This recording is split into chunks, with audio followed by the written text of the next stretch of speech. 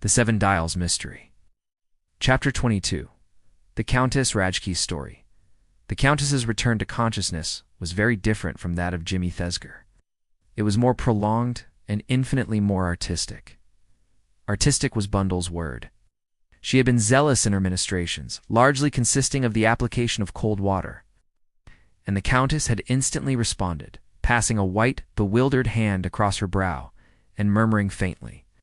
It was at this point that Bill, at last relieved from his duties with telephone and doctors, had come bustling into the room and had instantly proceeded to make, in Bundle's opinion, a most regrettable idiot of himself.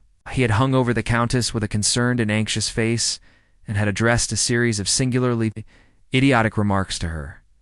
"I say, Countess, it's all right. It's really all right. Don't try to talk. It's bad for you. Just lie still. You'll be all right in a minute. It'll all come back to you. Don't say anything till you're quite all right. Take your time. Just lie still and close your eyes. You'll remember everything in a minute. Have another sip of water. Have some brandy. That's the stuff. Don't you think, Bundle? That's some brandy?" "For God's sake, Bill, leave her alone," said Bundle crossly. "She'll be all right." And with an expert hand, she flipped a good deal of cold water onto the exquisite makeup of the Countess's face.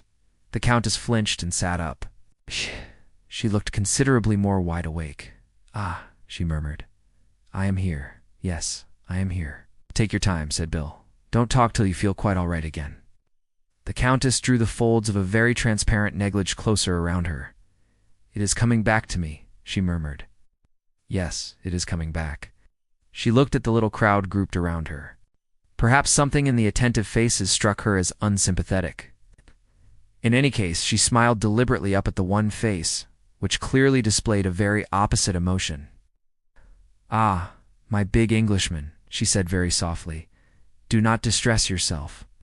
All is well with me. Oh, I say. But are you sure?" demanded Bill anxiously.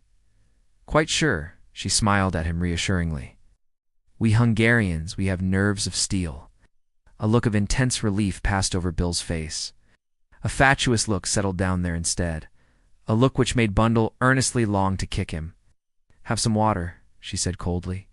The Countess refused water. "Jimmy, kindlier to beauty in distress," suggested a cocktail. The Countess reacted favorably to this suggestion. When she had swallowed it, she looked round once more, this time with a livelier eye. "Tell me what has happened," she demanded briskly. "We were hoping you might be able to tell us that," said Superintendent Battle. The Countess looked at him sharply. She seemed to become aware of the big, quiet man for the first time. "I went to your room," said Bundle. "The bed hadn't been slept in, and you weren't there?" She paused, looking accusingly at the Countess. The latter closed her eyes and nodded her head slowly. Yes, I remember it all now." "Oh, it was horrible," she shuddered. "Do you want me to tell you?" Superintendent Battle said. "If you please," at the same moment that Bill said, "Not if you don't feel up to it." The Countess looked from one to the other, but the quiet, masterful eye of Superintendent Battle won the game. "I could not sleep," began the Countess. "The house, it oppressed me.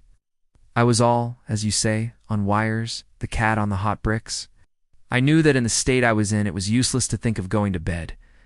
I walked about my room. I read. But the books placed there did not interest me greatly. I thought I would come down here and find something more absorbing." "Very natural," said Bill. "Very often done, I believe," said Battle.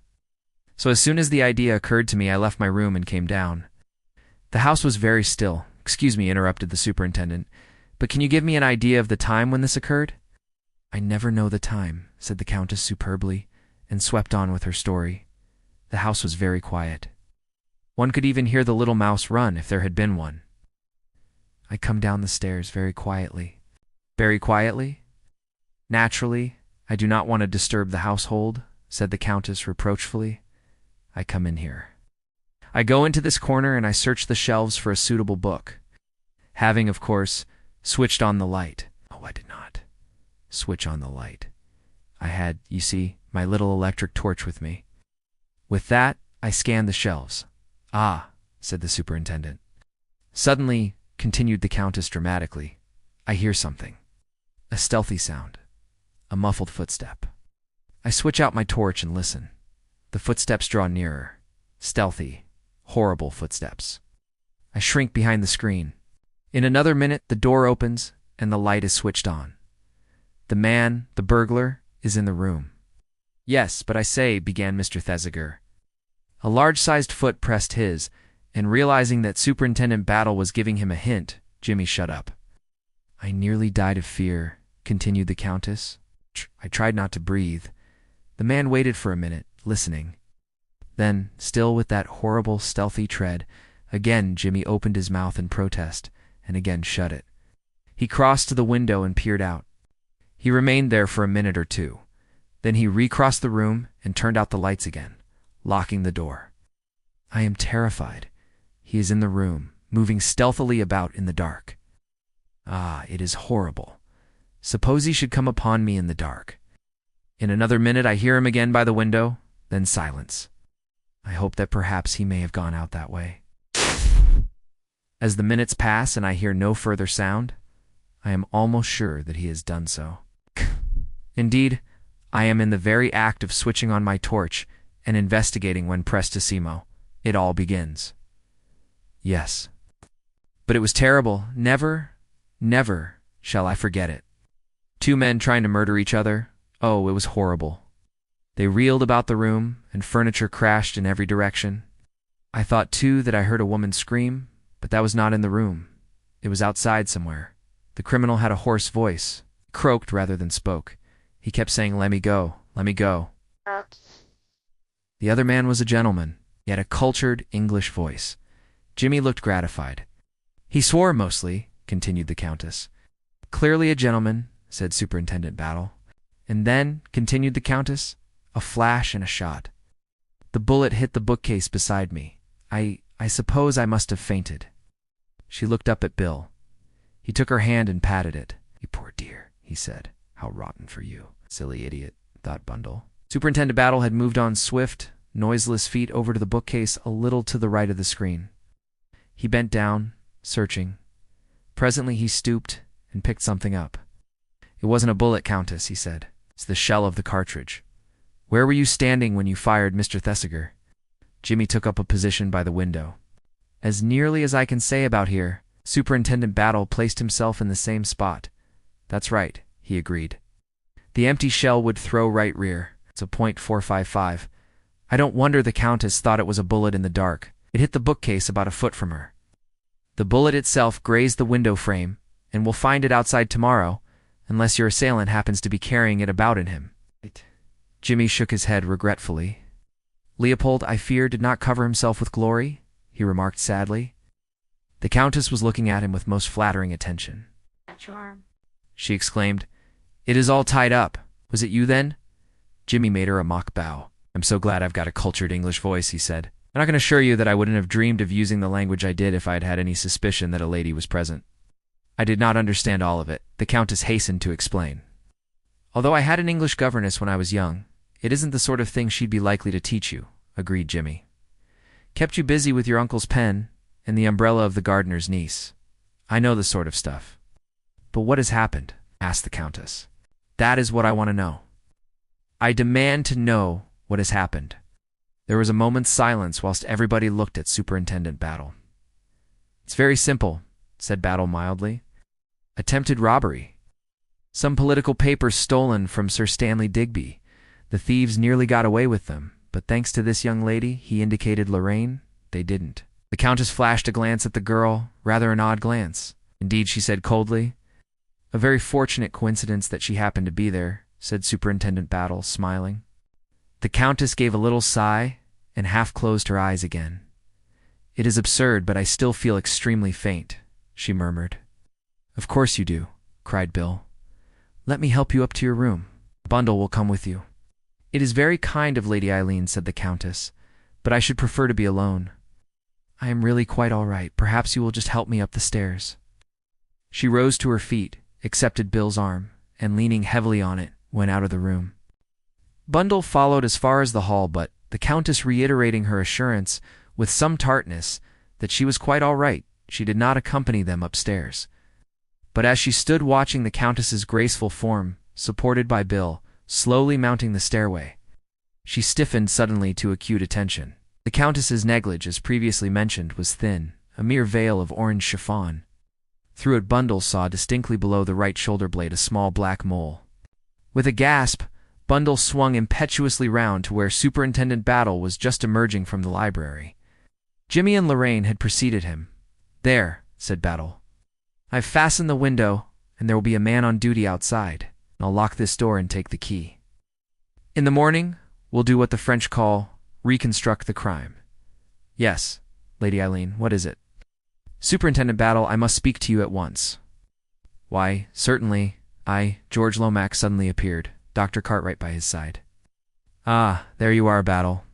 You'll be relieved to hear that there's nothing seriously wrong with O'Rourke." "I never thought there would be much wrong with Mr. O'Rourke," said Battle. "He's had a strong hypnotic administered to him," said the doctor. "He'll wake perfectly all right in the morning. Perhaps a bit of a head, perhaps not. Now then, young man, let's look at this bullet wound of yours." "Come on, nurse," said Jimmy to Lorraine. "Come and hold the basin or my hand. Shh. Witness a strong man's agony. You know the stunt." Jimmy, Lorraine, and the doctor went off together. Bundle continued to throw agonized glances in the direction of Superintendent Battle, who had been buttonholed by George. The superintendent waited patiently till a pause occurred in George's loquacity. He then swiftly took advantage of it. "I wonder, sir, if I might have a word privately with Sir Stanley." "In the little study at the end there?" "Certainly," said George. "Certainly. I'll go and fetch him at once." He hurried off upstairs again. Battle drew Bundle swiftly into the drawing-room and shut the door. "Now, Lady Eileen, what is it?" "I'll tell you as quickly as I can, but it's rather long and complicated." As concisely as she could, Bundle related her introduction to the Seven Dials Club and her subsequent adventures there. When she had finished, Superintendent Battle drew a long breath. For once, his facial woodenness was laid aside. "Remarkable," he said. "Remarkable. I wouldn't have believed it possible even for you, Lady Eileen. I ought to have known better. But you did give me a hint, Superintendent Battle. You told me to ask Bill Eversley. Dum. It's dangerous to give people like you a hint, Lady Eileen. I never dreamt of your going to the lengths you have." "Well, it's all right, Superintendent Battle. My death doesn't lie at your door." "Not yet. It doesn't," said Battle grimly. He stood as though in thought, turning things over in his mind. "What Mr. Thesiger was about, letting you run into danger like that, I can't think," he said presently. "Didn't know till afterwards," said Bundle. "I'm not a complete mug, Superintendent Battle. Netta.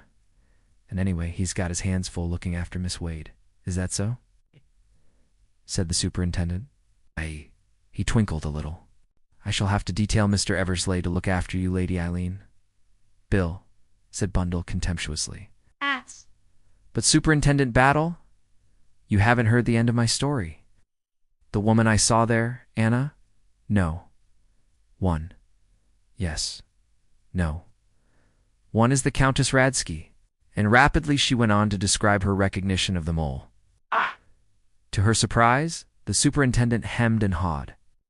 "A mole isn't much to go upon, Lady Eileen. Two women might have an identical mole very easily. You must remember that the Countess Radzky is a very well-known figure in Hungary, and this isn't the real Countess Radzky. I tell you, I'm sure this is the same woman I saw there. And look at her tonight, the way we found her.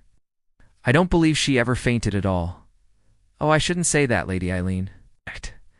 That empty shell striking the bookcase beside her might have frightened any woman half out of her wits. One doesn't come down to look for a book with an electric torch." Battle scratched his cheek. He seemed unwilling to speak, began to pace up and down the room as though making up his mind. At last he turned to the girl. "See here, Lady Eileen, I'm going to trust you. The Countess's conduct is suspicious. I know that as well as you do. It's very suspicious. But we've got to go carefully. There mustn't be any unpleasantness with the embassies. One has got to be sure." "I see. If you were sure, there's something else. During the war, Lady Eileen, there was a great outcry about German spies being left at large. Busybodies wrote letters to the papers about it. We paid no attention. Hard words didn't hurt us. Small fry were left alone. Why? Because through them, sooner or later, we got the big fellow. The man at the top, you mean." "Don't bother about what I mean, Lady Eileen. But remember this. I know all about the Countess. and I want her let alone. Alone? And now, added Superintendent Battle ruefully, I've got to think of something to say to Sir Stanley Digby.